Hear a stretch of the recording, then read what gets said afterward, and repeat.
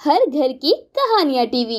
मधु रमेश संग शादी करके अपने ससुराल अभी पहुंची ही थी कि सभी ने उसका बहुत शानदार स्वागत किया। मधु अपने घर की इकलौती बेटी थी। उसके माता पिता नहीं थे। बड़े भाई शुभम ने ही उसकी परवरिश की थी, इसलिए वो उसकी सारी जिद बिना किसी परवाह किए पूरी कर देता था। मधु ने अपने दोस्त रमेश से शादी की इच्छा जाहिर की। उसके भाई ने बिना किसी परेशानी के दोनों की शादी करवा दी। आज मधु की शादी के बाद घर में पहला दिन था और उसे छोड़कर सभी किसी न किसी काम में व्यस्त थे। नई शादी होने की वजह से अभी उसे कोई काम करने को नहीं कहता था। क्या करूं, मैं तो यहाँ अकेली बैठकर बोर हो रही हूँ। यहाँ मुझे छोड़कर हर कोई किसी न किसी काम में व्यस्त है। ऊपर से सुबह से फोन चलाकर मैंने अपना डेटा भी खत्म कर लिया है। अब कैसे करूं टाइम पास। थोड़ी ही देर में रमेश अपने कमरे में आ जाता है तो मधु उससे पूछती है, रमेश एक बात तो बताओ, तुम्हारे घर में वाईफाई नहीं है क्या? नहीं, हमारे घर में वाईफाई नहीं है। तुम्हें अगर कोई काम है तो तुम मेरा फोन ले सकती हो। नहीं, मैं तो बस यूं ही पूछ रही थी। ठीक है, मैं चलता हूँ, मुझे बाहर थोड़ा काम है, शाम तक आऊंगा। इतना बोलकर रमेश बाहर चला जाता है। मधु फिर से अकेली हो जाती है तो अपने भाई को फोन करके बोलती है, हेलो भैया, कैसे हो आप? हेलो मधु, मैं बिल्कुल ठीक हूँ, तुम कैसी हो? क्या बताऊं भैया, मैं तो बहुत बोर हो रही हूँ अकेले बैठे। क्यों, दामाद जी कहाँ हैं जो अकेले बैठी हो? वो तो किसी काम से बाहर गए हैं, शाम तक आएंगे। अच्छा, तो अपनी सासू माँ की मदद करवा दो, उन्हें भी अच्छा लगेगा। नहीं भैया, अभी अभी तो शादी हुई है, मैं अभी से घर के काम में नहीं पड़ना चाहती। अच्छा, तो जाकर फोन चलाओ और टीवी देखो, ये तो कर ही सकती हो। नहीं भैया, यहाँ तो वाईफाई ही नहीं है, कैसे देखो कुछ। मेरा तो स्मार्ट टीवी है, बिना वाईफाई के चलेगा ही नहीं।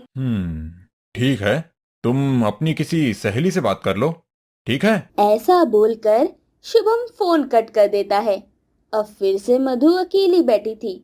सभी लोग शादी के कामों में व्यस्त होने की वजह से मधु से ठीक से बात नहीं कर पा रहे थे। कुछ समय बीतता है कि दरवाजे पर कोई आया है। आवाज सुनकर मधु भी अपने कमरे के पास खड़े होकर देखने लगी। उसकी सास सरला ने दरवाजा खोला।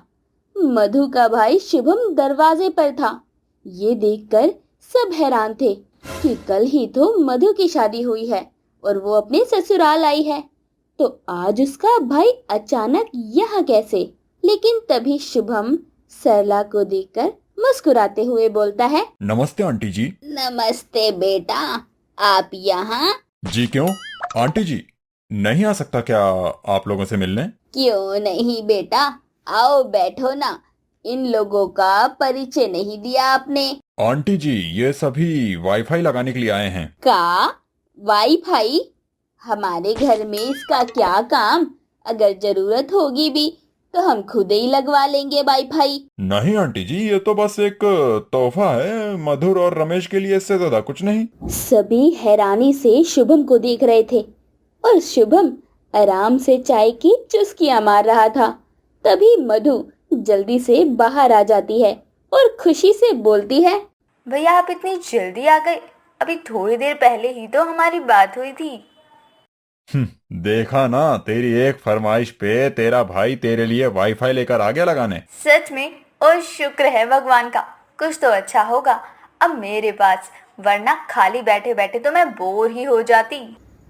शुभम और मधु की बातें सुनकर सरला को बहुत गुस्सा आया, मगर सरला ने उन्हें शांति और समझदारी से सबक सिखाने की सोची और सरला उनसे बोली, अच्छा तो ये मधु की फरमाइश थी। चलो अच्छा है, बहू को जो चाहिए था वो मिल गया। मगर बहू, तुमने शुभम को ये नहीं बताया कि तुम्हें इतनी गर्मी में सोना पड़ता है। तुम्हारे कमरे में एसी नहीं है। बस इतनी सी बात, अभी लगवा देते हैं एसी। मेरे रहते मेरी बहन को कोई दिक्कत नहीं होनी चाहिए। एक बार फिर सरला अपना दिमाग लगाते हुए बोलती है। रुक बेटा, अभी कहाँ हुआ है, अभी तो होगा। चलो, ये भी अच्छा है। अब 2-3 दिनों में मधु भी घर का काम करने लगेगी तो मुझे मदद हो जाएगी।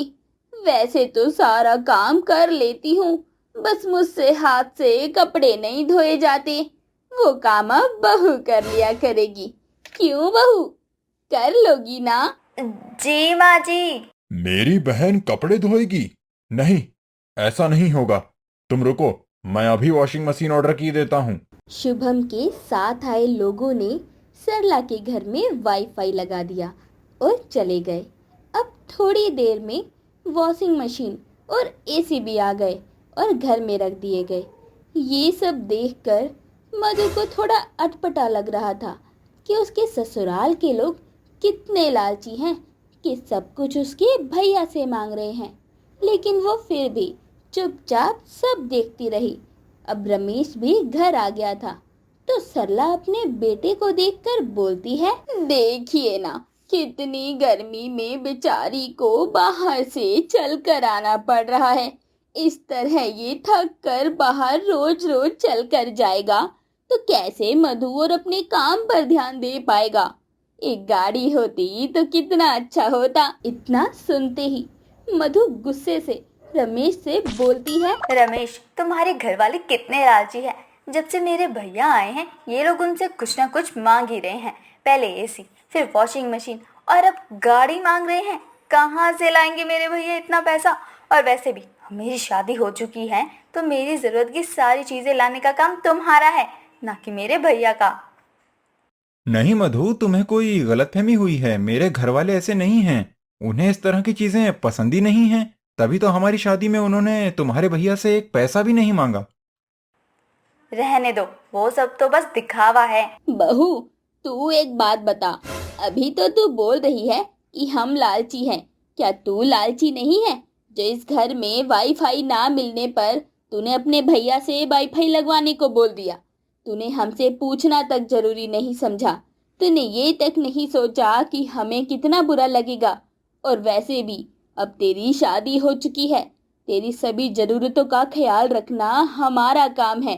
तो तुझे ये बात हमसे करनी चाहिए थी, ना कि अपने भैया से।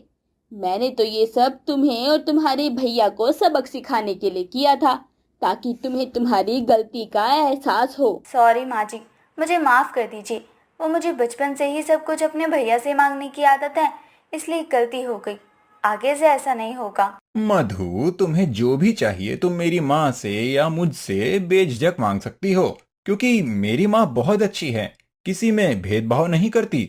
वो तुम्हें अपनी बेटी मानती है, तो तुम्हें भी उनसे डरने की कोई जरूरत नहीं। चलो, अब जब सब कुछ ठीक हो चुका है तो ये सारा सामान मैं यहीं छोड़ जाता हूँ, ताकि आगे से मधु इस तरह की गलती ना करे।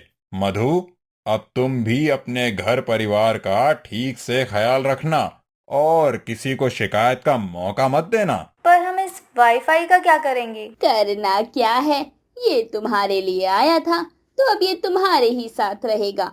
तुम हो हमारी वाईफाई वाली बहू। सही है, लोगों की बहुएं दहेज लाती हैं और हमारी बहू वाईफाई लेकर आई है। कि हाँ माँ जी, आप भी। अपनी गलती का एहसास हो जाता है, जिसके बाद सभी खुशी खुशी रहने लगते हैं। तो इस कहानी से हमें ये शिक्षा मिलती है कि किसी के भी बारे में बिना जाने अपनी राय नहीं बनानी चाहिए।